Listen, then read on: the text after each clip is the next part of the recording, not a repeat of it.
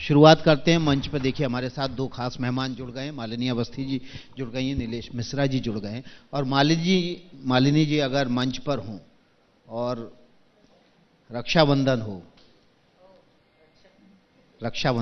तो गीत ना हो, ऐसा नहीं होना चाहिए। नमस्कार, बहुत बहुत विकास जी और आपको नीलेश जी, सभी को शिखर सम्मेलन में बहुत बहुत नमस्कार। और आपने आते ही रक्षाबंधन की बात कर दी। मैं ज़रूर ये बताना चाहूँगी कि एक बहुत बड़ी तादाद में मुझको दीदी कह के सब बुलाते भी हैं, सब संबोधित मालिनी दीदी। तो उन सभी के लिए एक ऐसा गीत सुना रही हूँ क्योंकि वक्त बदल गया है और नीलेश जी यहाँ बैठे हैं जो कि उस बदलाव की बहुत बड़ी कड़ी है, इनको मैं मानती हूँ। तो बहुत सारे बहन और भाई, हमारे यहाँ परंपरा है सावन में भाई बहन को लिवाने आता है क्योंकि राखी वहीं पड़ती, वहीं पूर्णमासी पे खत्म होता है सावन। आपको मैं एक ऐसी कजरी सुना रही हूं जिसमें भाई लिवाने आए लेकिन बहन नहीं जाना चाहती क्योंकि अपने परिवार में, ससुराल में बहुत प्रसन्न है। चाहे भैया रूठे चाहे जाए सावनवा में, नाही जइबे ननदी। चाहे भैया रूठे चाहे जाए सावनवा में, नाही जइबे ननदी। सोने की थरिया माँ जौना परोस्यो। अरे चाहे भैया जी में माने चाहे खाएं, चाहे भैया जी में चाहे जाए सावनवा में, नाही जइबे ननदी। चाहे भैया रूठे चाहे जाए सावनवा में, नाही जइबे ननदी।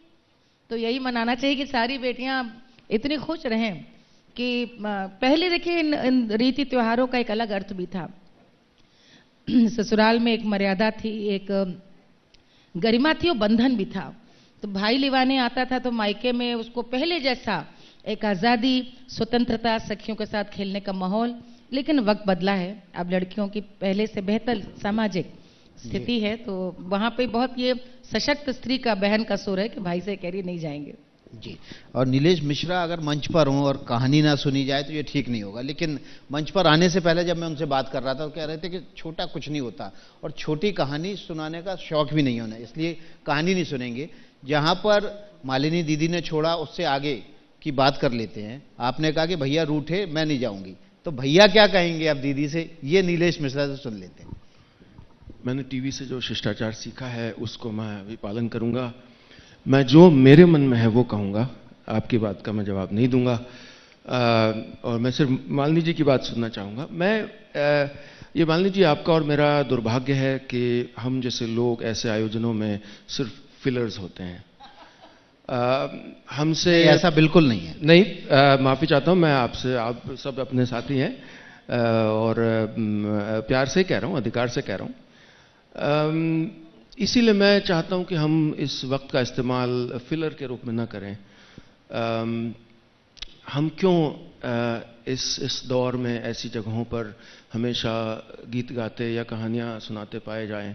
हम कलाकारों की बातें करते हुए क्यों नहीं सुने जाते हैं? हम क्रिएटर इकोनॉमी की बात हमसे क्यों नहीं की जाती है? उस पर भी आता, मैंने आपसे बात भी की थी कि मैं बहुत सारे सवाल आपसे अलग अलग पहलुओं पर लूंगा, राजनीति से तर। हाँ, नहीं, मैं बहुत चीज़ें मेरे अंदर भरी भी रहती हैं, मैं अक्सर व्यक्त नहीं करता हूं। लेकिन आज का दौर एक क्रिएटर इकोनॉमी का दौर है जहां पर कंटेंट बिजनेसेस को बिलियंस ऑफ डॉलर्स की वैल्यूएशन दी जा रही है। यहां नहीं, अमेरिका में, भारत में भी। टिकटॉक का जब खत्म हुआ उसके बाद से टिकटॉक की कितने नकल के रूप में ऐप आ गए हैं। सबको जो फंडिंग मिल रही है वो hundreds of millions of dollars की मिल रही है, राइट? हम उत्तर प्रदेश में बैठे हैं जो भारत का रचनात्मक हृदय है। It's the creative heart of India. ये इत्तेफाक नहीं है कि यहां पे उत्तर प्रदेश बसा हुआ है भारत के नक्शे में, वो दिल्ली ही है। और ऐसे वक्त में मुझे लगता है कि ये बहुत बड़ा अपॉर्चुनिटी लॉस है कि हम जो उत्तर प्रदेश की रचनात्मकता है और बड़ी तस्वीर में भारत की रचनात्मकता है, उसको सीट नहीं है इस टेबल पे। जो क्रिएटर है यूपी का, उसको he does not have a seat at this table. Creativity को, रचनात्मकता को कई कई रूप में इस्तेमाल किया गया। मनोरंजन के लिए किया गया, राजनीतिक एक्सप्रेशन के लिए किया गया, और अब आज से लगभग 10 साल पहले मुंबई में अपने कज़न के कंप्यूटर में मैंने कहा था, मैं 3 लाइनें लिख रहा हूं, इसको याद रखना, कंटेंट इज वेल्थ। तब कंटेंट को कोई पूछता नहीं था, और हम जैसे लोग शायद इस रेस में कैसे आगे बढ़ना है ये अक्सर जानते भी नहीं है। लेकिन मैं जो कि 10 साल से लखनऊ में रह रहा हूं, राइट, मैं उत्तर प्रदेश में गांव में रह रहा हूं, इस रचनात्मक हृदय में रह रहा हूं, मुझे लगता है कि एक बहुत बड़ी अपॉर्चुनिटी है कि अगर हम वैल्यूएशन करें, क्योंकि ये दुर्भाग्य है कि आज की दुनिया वैल्यूएशन समझती है, मिलियंस ऑफ डॉलर के इन्वेस्टमेंट समझती है, first round, second round, third round of investment समझती है, वो कजरी नहीं समझती है। कजरी तब समझती है जब उसको एक फिलर चाहिए होता है। नीलेश मिश्रा कहानी तब सुनाने आएंगे जब उनको कोई फिलर चाहिए होता है। But let's talk in those terms. Uttar Pradesh के 75 जिलों के क्रिएटर्स और उनका बनाया हुआ कंटेंट और उनकी जो ऑडियंस है, करोड़ों करोड़, ये अगर एक बिजनेस होता, आपको पता है कितने बिलियन डॉलर का वैल्यूएशन होता है इसका। This is a business, which means कि आज जो मल्टीपल रिप ऑफ्स हैं टिकटॉक जैसे एप्स के, उस पर आप जिस तरह का सतही कंटेंट देख, क्योंकि लड़ाई अटेंशन की है। आपने मालिनी जी से गीत इसलिए कहने को कहा क्योंकि लड़ाई अटेंशन की है, क्योंकि अटेंशन रुकेगा उस वक्त, और चैनलों के बजाय मालिनी जी को सुनना चाहेंगे। मैं आपकी बात को मालिनी जी से आगे बढ़वा लेता हूं। मालिनी जी, आप हैं सोशल मीडिया पर, आखिरी आप अपना कंटेंट डाल रहे हैं कि नहीं डाल रहे हैं, और नई पीढ़ी जो बहुत आगे निकल गई है, क्या उसको आप जैसी पीढ़ी के लोग अब टक्कर देने के लिए वहां पर मौजूद हैं? देखिए, मैं आप दोनों की बातों के सेतु बनना चाहूंगी, क्योंकि मुझे लगता है जो नीलेश की पीड़ा है और चिंता भी, वो कहीं ना कहीं इस चीज को लेकर के है कि उत्तर प्रदेश बहुत गहरी संभावनाओं का प्रदेश है। आप यहाँ पर कार्यक्रम कर रहे हैं, तो इस संभावना का किस प्रकार प्रयोग किया जाए। और यहाँ पर मैं नीलेश को बस ये कहना चाहूंगी कि आप स्वयं, आपने अपने जीवन से ये करके देखा, मैंने भी अपने जीवन से करके देखा है कि हमने अपने आप अपनी जगह बनाई है। आपको भी किसी ने सहारा नहीं दिया, आपने अपने आप गांव में रहना शुरू किया, आज आपने एक ब्रांड क्रिएट किया है। आज आप अपने बड़े वीआईपी आर्टिस्ट को भी गांव तक लेकर गए, लोगों को दिखाया कि भाई स्लो, गो स्लो। मैंने कंटेंट इज वेल्थ। मैं आपको, जब आपने मेरे लिए पूछा, जो इन्होंने अटेंशन की बात कही, शायद लोगों को हंसी आए, लेकिन एक दौर ऐसा आ गया जब मैं मंच पे कार्यक्रम देते देते सोचने लगी, और ये चिंतन मेरे मन में आया कि जो मेरे सामने श्रोता और दर्शक बैठे हैं, वाकई इन्हें नहीं पता कजरी क्या है। और ऐसे श्रोता दर्शक को मैं वैसा ही मानती हूं जैसे अपना छोटा सा बच्चा होता है। आप जब उसको भोजन खिलाते हैं तो 2 कहानी सुना करके खिलाते हैं, दाल चावल में घी मिला करके खिलाते हैं, लेकिन कहानी सुनाते हैं कि ऐसे ऐसे एक बार राजा हुए, या दाल और चावल। मैंने खुद ही कहानी बनाई थी, दाल चावल की शादी कराई थी, फिर उसमें घी आया बराती और छौंका लगा, ये सब अपने आप imagination.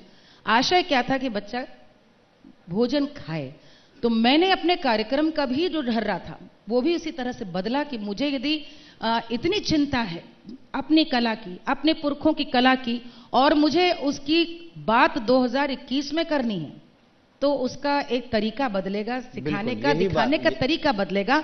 I will not compromise on content, लेकिन हाँ, बताने का तरीका बदलेगा। इसीलिए टेलीविजन की डिमांड और भाषा अलग है। आपने जैसे कहा, मुझे नहीं मालूम था आप क्या कहने वाले हैं, लेकिन मैं शुरू हो गई, क्योंकि मुझे पता है कि आपका आधे घंटे में 19 मिनट होगा, बाकी एडवर्टाइजमेंट्स आएंगे। तो हम लोग भी जैसे कहते हैं ना कि आप लोग यॉर्कर भेजते ही रहते हैं गूगली, और हम लोग भी फुल टॉस पर बैटिंग करने की आदत पड़ गई है। आपने दूसरी बात पूछी, सोशल मीडिया पे आप हैं, मैं बहुत मुखर हूँ, बहुत सक्रिय हूँ, और आपने कहा मैं कंटेंट भी डालती रहती हूँ। यस, नए लोग कर रहे हैं, क्या खूब कर रहे हैं। देखिए, 2 बातें हैं। एक तो उसकी डिटेलिंग आपको ये बताएंगे, क्योंकि मैंने उतना गहरा अध्ययन नहीं किया है, नीलेश ने वो करके दिखाया है। लेकिन एक तो लोकतंत्र तो हमेशा हर जगह अच्छा होता है। तो जो प्रोडक्शन की भी जो एक डेमोक्रेटिक सेटअप अब आ गया है, कि गांव में बैठा भी आदमी गा करके वीडियो बना दे रहा है और डाल दे रहा है, पसंद किसी को आ रहा है तो बचपन का प्यार भी छत्तीसगढ़ में सुना जा रहा है। तो आज ये कम से कम पसंद है नहीं पसंद है, आलोचना तो तब होगी ना जब सामने आएगा। हाँ, उसका एक दुष्परिणाम भी है कि कचरा भी आ रहा है, और कचरा आएगा जब वॉल्यूम में चीजें आती हैं तो फिर क्लास मतलब कम आता है, आपको ज्यादा चीजें मिलती हैं। नए लोग खूब आ रहे हैं, और कहीं ना कहीं हम लोग ने भी अपने सीनियर्स को देख करके सीखा था क्या करना है क्या नहीं करना है। नए लोग भी बहुत ज्यादा, मुझे लगता है कि जिस समय मैं पारंपरिक लोकगीतों की बात कर रही थी तो कोई भी व्यक्ति उस समय, कम से कम उत्तर प्रदेश में मुझे नहीं याद है, जो परफॉर्मिंग आर्ट में एक्टिव परफॉर्मर हो वो बात नहीं कर रहा था। उसको सबको लगता था कि ऐसे कार्यक्रम करके 3 घंटे मंच नहीं खींचा जा सकता, बांधा नहीं जा सकता, ये बहुत डेटेड चीजें हैं, पुराने जमाने की, दादी अम्मा के जमाने की चीजें हैं। उस धारणा को मैंने बदला है। अब मुझे लग रहा है नई पीढ़ी और उससे आगे जा रही है और जाना भी चाहिए। जी नीलेश, मैं आपसे, चूंकि चुनावी माहौल शुरू हो चुका है उत्तर प्रदेश में, मैं एक चीज समझना चाह रहा हूं कि हम कब जाति, धर्म, संप्रदाय इससे आगे निकलेंगे, और वो कौन सा ट्रिगर पॉइंट होगा जो हमें कहेगा कि नहीं बस अब बहुत हो गया, अब आगे निकलो। डांटू थोड़ा सा, आपने मेरी बात पूरी नहीं होने दी। नहीं वो ठीक है, मैं ये जो दीदी की आदत है इसको यहां मत लाइए प्लीज, ये सहज माहौल है, मुझे बात पूरी करने दीजिए अपनी। क्रिएटर, मैं बहुत महत्वपूर्ण बात कह रहा हूं। जो क्रिएटर इकोनॉमी है वो हर जाति, हर धर्म, हर तबके के व्यक्ति के लिए जो मैं बात कर रहा हूं। कोई गांव में रहता है जो लोकगीत गाता है, वो अमेरिका में बैठा व्यक्ति सुनेगा और उसको सब्सक्राइब करके पैसे देगा। मेरा प्रॉब्लम किससे है? मेरा प्रॉब्लम इससे है कि क्रिएटिविटी को हाशिए पे रखा जाता है, और जब यूज के लायक है तो भाई थोड़ा सा गाना सुना दीजिए, थोड़ी कहानी सुना दीजिए के लिए इस्तेमाल होता है। लेकिन क्या क्रिएटिविटी से नौकरियां, लाइवलीहुड उत्पन्न हो सकती है? ऑफ कोर्स हो सकती है। एक तरफ एक क्रिएटर इकोनॉमी है जहां billions of dollars of investment किए जा रहे हैं भारत देश में, एप्स में जो क्रिएटिविटी सो कॉल्ड बेस्ड हैं। एक तरफ मालिनी जी के जो कोशिशें हैं कि जो लोक कलाकार कोविड के दौरान भूखमरी के कगार पे आ गए, या आप विडंबना देख रहे हैं, क्रिएटर भूख मर रहा है और क्रिएटर ने का जो प्लेटफॉर्म बनाया वो $1 बिलियन वैल्यूएशन पे है। उत्तर प्रदेश जो संभावनाओं की जगह, मैं उसकी बात कर रहा हूं कि हम अगर आगे देखें, अगला वक्त, अगले 5 साल, अगले 10 साल, एक बहुत बड़ी अपॉर्चुनिटी है कि आज के डिजिटल युग में हम अपने क्रिएटर्स के लिए, चाहे वो किसी गांव में हो, किसी गली में हो, हम उनको एक जगह दे सकते हैं जिससे वो नौकरियां बन सकती हैं। अब वो जब उनके लिए नौकरियां क्रिएट होंगी तो ये ऑब्वियसली एक पॉलिटिकल भी इफेक्ट होगा, ऑब्वियसली एक कल्चरल उसका रेमिफिकेशन हो, उसके असर होते हैं, कोई भी सोशल डेवलपमेंट के असर होते हैं। तो ये आपने जो सवाल पूछा कि ये जाति फलाना फलाना फलाना कब जाएगी, सॉरी मैं सोशियोलॉजिस्ट नहीं हूं, जो जानता हूं वही बता रहा हूं। नहीं, मैं इसलिए सवाल पूछा था क्योंकि ये सब चीजें पीछे छोड़ने में कलाकारों का, कला का, लोकगीतों का बहुत ज्यादा महत्व होता है। इसका जवाब मैं आपको दे सकती हूँ। जब मैं मंच पे खड़े होकर के गाती हूँ तो मैं कहरौआ गाती हूँ, मैं पासियों के गीत गाती हूँ, मैं बिरहा गाती हूँ, मैं गुड़ऊ गीत गाती हूँ।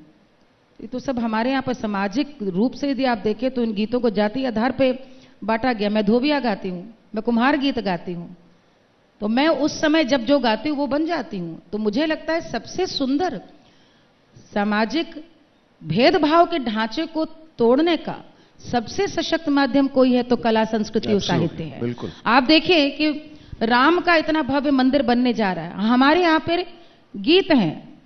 आप राम छोड़े, अभी जन्माष्टमी आने वाली है, आज हर छठ है, परसों जन्माष्टमी है। हमारे यहाँ पर गीत है, जसुदा के भय नंद लाला बधावा लाई मालनिया, मालन लाई फूलवारे तमोलन, बीड़वारे तमोलन यानी पान वाली, पान क्योंकि शुभ है। आप जातियों की बात कर रहे हैं, वहां पे यशोदा जन्म का उत्सव मनाने को नहीं तैयार जब तक सब ना आ जाए। मालन लाई फूलवारे तमोलना, बीड़वारे तमोलना, बीड़वारे कोई अच्छा सा लहर पटोर लयाई पटहारनिया, जसोदा के भय नंद लाला बधावा लाई मालनिया। गाने के अंत में कि कैसे जसोदा सबका वो आशीर्वाद दे करके वो उपहार लेकर के आई। ऐसे ही हम देखते हैं राम का ब्याह है, तो राम के ब्याह में कहते हैं कि राम अब तक कुंवारे क्यों रहे, ये अवध का ही बनना है। तो राम कहते हैं अरे बज जा के गयो बज जा न मिलो, बजाज के आ गए, बजाज तो नहीं मिला, यानी कपड़े वाले के आ गए।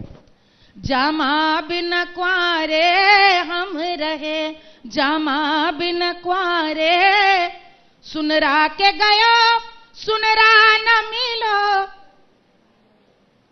पूरा वो अपना सारा जो श्रृंगार है उसको सारा बताते हैं और अंत में कहते हैं कि जहां पे उस पूरी कथा का समापन है कि गलियन में गयो यार न मिलो, यार बिन कुंवारे हमरे, मित्रों के बिना नहीं हुआ। यानी कि समाज में हर व्यक्ति, जाति धर्म तो हमने उसके विभाजन कर दिया, ये सब की ऐसी उपयोगिता रही। हमारे पुरखे इन गीतों में ढाल के बताते भी रहे कि कोई मंगल कोई शुभता आ नहीं सकती जबकि हर वर्ग उसमें आशीर्वाद देने के लिए शामिल। बहुत बहुत शुक्रिया मालिनी अवस्थी जी आपका, नीलेश मिश्रा जी आपका। मेरे पास वक्त की कमी है, वरना आपसे गीत भी सुनते, गुनगुनाते भी, नीलेश मिश्रा से कहानी भी सुनते।